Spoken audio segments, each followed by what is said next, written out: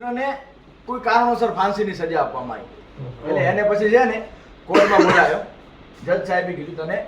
ફાંસી થશે એ ગમે તે કારણ હોય બરોબર છે એટલે એને ફાંસીની સજા આપી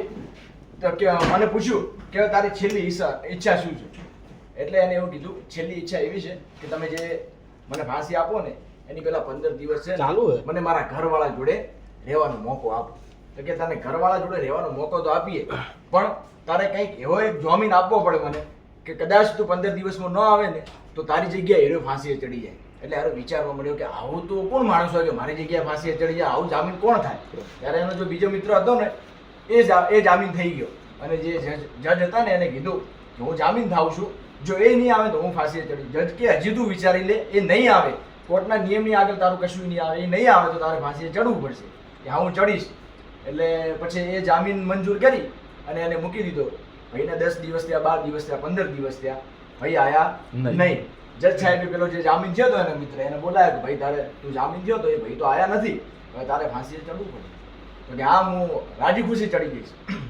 પછી એને જ્યારે ફાંસીએ ચડાવતા હતા ને ત્યારે એની આંખમાં આંસુ આવતા એટલે ટપ ટપ ટપ આંસુ પડે ત્યારે જજ સાહેબે કીધું કે ભાઈ તને અમે 2 વાર તને વોર્નિંગ આપી હતી કે ભાઈ એ નહીં આવે તો તારે ફાંસીએ ચડવું પડશે અને હવે તું આજે રોવે છે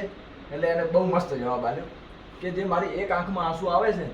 એ આંસુ છે ને હરખના આંસુ છે હરખના શેના માટે કે આજે મારે મિત્રતાની કાજે મરવું પડે છે ને આનાથી મોટી વાત મારા માટે બીજી એ હરખના આંસુ છે અને દુઃખના આંસુ શું છે ખબર છે કે આ દુનિયામાં મારો મિત્ર હયાત ન હોય બાકી આયા વગર ન રહે એટલે મને ઈ વાતનું દુઃખ છે મિત્રતા માટે મરવું એ કોઈ મોટી વાત નથી પણ જેના માટે મરવું પડે ને એવા મિત્રો મળવા એ આ દુનિયામાં બહુ મોટી વાત છે એટલા માટે કીધું છે લોહીનો નાતો સંબંધ યાતો લાગણીની હથિયારી દોસ્તી નામે હમ ખાતા એવી ભાઈબંધી અમારી